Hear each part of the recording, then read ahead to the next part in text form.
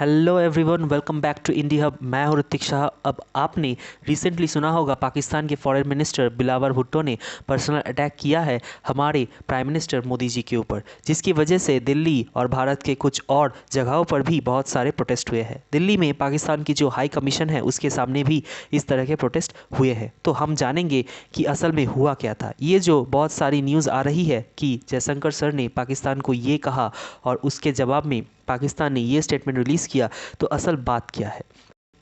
तो स्टार्ट करते हैं बेसिक से। अभी के समय इंडिया के विदेश मंत्री जयशंकर सर और पाकिस्तान के विदेश मंत्री बिलावल भुट्टो दोनों हैं अमेरिका में। यूएसए में ये अटेंड कर रहे हैं यूएन का सेशन और यूएन की डिबेट्स। इंडिया के लिए यूएसए जाना वैसे भी ज़रूरी था क्योंकि G20 समिट के बारे में डिस्कशंस करना। उसके अलावा इंडिया इस मंथ के लिए यूएन सिक्योरिटी काउंसिल का प्रेसिडेंट भी। तो इंडिया बीइंग अ प्रेसिडेंट यहाँ बात कर रहा था ग्लोबल टेररिज्म के इशू के बारे में कि फ्यूचर में हमारी और दुनिया की क्या रणनीति होगी ग्लोबल टेररिज्म से लड़ने के लिए। अब इसी बात के दौरान जयशंकर सर ने इनडायरेक्टली चाइना और पाकिस्तान की आलोचना कर दी। अब चाइना की आलोचना इसलिए की गई क्योंकि चाइना यूएन सिक्योरिटी काउंसिल में कई बार पाकिस्तान की विभिन्न टेररिस्ट को बचाता आया है थ्रू डिबेट्स एंड वोट्स। और पाकिस्तान आपको तो पता ही होगा एक एपिसेंटर है दुनिया की टेररिज्म का। अब इसके रिस्पांस में पाकिस्तान भी मेंशन कर रहा था कि इंडिया भी पाकिस्तान में टेररिज्म फैला रहा है और ये सब पाकिस्तान क्लेम करता है यूएन में।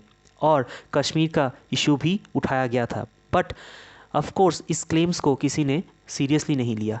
लेकिन देखने वाली बात ये थी कि जयशंकर सर ने जिस तरह से पूरी डिबेट को डोमिनेट किया, पाकिस्तान की तरफ से कोई प्रॉपर रिप्लाई देने का जगह ही नहीं रहा।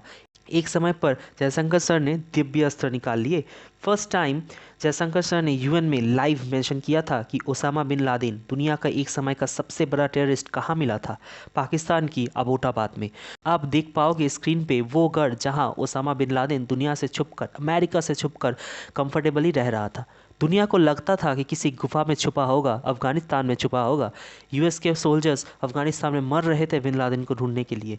और एट लास्ट यूएस को मिला कहाँ, और एट लास्ट यूएसए ने किया क्या? अमेरिका ने पाकिस्तान को बिना बताए एक ऑपरेशन के द्वारा ओसामा बिन लादेन को इसी घर में मार दिया। और ये बात जयशंकर सर ने भी मेंशन की कि एक ऐसा देश जो ओसामा बिन लादेन को होस्ट कर चुका है और अपनी ही नेबरिंग कंट्री पर मल्टीपल टेररिस्ट अटैक स्पॉन्सर करवा चुका है, ऐसे देश को यूएन सिक्योरिटी काउंसिल में बाकी कंट्रीज़ को कुछ कहने का हक नहीं बनता। और पाकिस्तान को ये बिन लादेन वाली बात बहुत चुभती है क्योंकि रिसेंटली यूएसए में पाकिस्तान फिर से कंट्रोवर्सी में आ गया था क्योंकि इमरान खान ने पाकिस्तान की एक पार्लियामेंट के स्पीच के द्वारा समय बिन लादेन को शहीद करार कर दिया था। हुआ जी, उसामा बिन लादेन को इन्होंने अमेरिकन ने आके एबटाबाद में मार दिया, शहीद कर दिया। उसके बाद क्या हुआ? ओसामा बिन लादेन वाली बात के बाद पाकिस्तान के जर्नलिस्ट ने बड़ी चालाकी से एक क्वेश्चन किया कि देखिए, टेररिज्म तो यहाँ पाकिस्तान भी यानी हम भी फैला रहे हैं, इंडिया भी फैला रहा है, चाइना भी फैला रहा है, तो साउथ एशिया इस इशू के बाहर कब निकलेगा? How long South Asia is going to see this terrorism and disseminating from New Delhi, Kabul, and Pakistan? How long they are going to be at war? Number one, and secondly, how about the UN Security Council resolutions on Kashmir? Does India abide by it or not? You're asking the wrong minister when you say how long will we do this, because it is the ministers of Pakistan who will tell you how long Pakistan intends to practice terrorism. इस confusion में Pakistani journalist ने India पर भी चालाकी से आरोप लगा दिया टेररिज्म का, बट इसके जवाब में हमारे विदेश मंत्री ने कहा कि मुझे क्वेश्चन मत पूछो क्योंकि ये क्वेश्चंस पाकिस्तान के मंत्री से पूछो कि वो टेररिज्म कब बंद करें। इस समय तक पाकिस्तान की गवर्नमेंट, उनके जर्नलिस्ट और उनके वेरियस एजेंट्स सब कोशिश कर रहे थे कि एक ओवरऑल जो मीडिया के सामने डिबेट हो रहा था पाकिस्तान इंडिया का, उसमें पाकिस्तान को अपोजिशन स्ट्रॉन्ग किया जाए। मगर इंडिया इतनी इजीली पाकिस्तान को काउंटर कर रहा था कि पाकिस्तान को मजबूरी में आकर पर्सनल अटैक्स करने पड़े। मेरे हिसाब से इस सिचुएशन को बेस्ट एक्सप्लेन करता है एक कोट जो कि लिखा है एरिस्टोटल के टीचर सोक्रेट्स ने, when the debate is lost slender becomes the tool of the loser. मतलब जब एक आदमी डिबेट हार जाता है, गाली गलौज और स्लेंडर्स उसका बन जाता है पर्सनल अटैक अपनी जगह बनाए रखने के लिए। पाकिस्तान यहाँ वही हारा हुआ आदमी है। मैं चाहता हूँ कि आप भी ये वीडियो देखें। Behind the Honourable Foreign Minister or the Minister for External Affairs of India, that Osama bin Laden is dead, but the butcher of Gujarat lives. And he is the Prime Minister of India. He was banned from entering this country until he became Prime Minister. This is the Prime Minister of the RSS and the Foreign Minister of the RSS. What is the RSS? The RSS draws its inspiration from Hitler's SS. बहुत ज़्यादा अजीब सा reply था पाकिस्तान की विदेश मंत्री का, और इसका एक ही रीज़न है कि अपनी पाकिस्तानी जनता को एटलीस्ट ये मैसेज सेंड करना कि हमने इंडिया का अपोज किया। हम एज ए कंट्री इसके रिस्पांस में बहुत कुछ कह सकते थे, पाकिस्तान के आर्मी के करप्शन से स्टार्ट करके वेरियस करप्टेड ऑफिशियल्स और करप्टेड रूल्स, लेकिन हमने फिर भी एक टोन बरकरार रखते हुए एक रिस्पांस रिलीज़ किया जिसमें टोटल 6 पॉइंट्स मेंशन किए गए थे।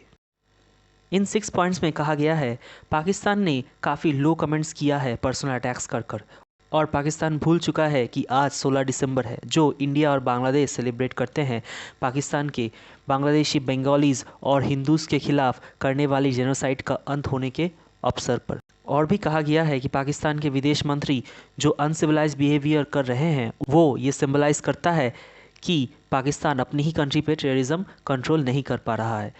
Similar to make in India scam के तहत जिस तरह से हम लोग प्रोडक्ट मैन्युफैक्चरिंग कर रहे हैं, उसी तरह से Pakistan make in Pakistan scam के तहत टेररिस्ट मैन्युफैक्चरिंग कर रहा है। पाकिस्तान में 126 यूएन डेजिग्नेटेड टेररिस्ट और 27 यूएन डेजिग्नेटेड टेररिस्ट ग्रुप्स हैं जो कि ओपन सड़कों पे रैलीज पे घूमते रहते हैं, लेकिन पाकिस्तान की गवर्नमेंट उनके खिलाफ कुछ नहीं करती। दुनिया में ऐसा कोई देश नहीं जहां इतने सारे आइडेंटिफाइड टेररिस्ट हो, ना ही सीरिया, ना ही ईरान और ना ही अफ़गानिस्तान में, कहीं भी आपको यह नहीं मिलेगा। और ये मैं बता दूं, पाकिस्तान के इन सब कमेंट्स के पीछे एक पॉलिटिकल गेम भी शामिल है। 2023 के पाकिस्तान की इलेक्शंस, पाकिस्तान में पब्लिक का सपोर्ट जीतने का एक सिंपल फार्मूला है, इंडिया के खिलाफ स्टेटमेंट दे दो। इमरान खान जो कि पाकिस्तान के एक्स पीएम हैं, उन्होंने यही फार्मूला यूज़ करके बहुत सारी पॉपुलैरिटी हासिल की थी। इवन पाकिस्तान के क्रिकेट बोर्ड के जो चीफ है वो हर हफ्ते एंटी इंडिया स्टेटमेंट्स देते हैं क्योंकि पाकिस्तान की जनता को यही पसंद आता है।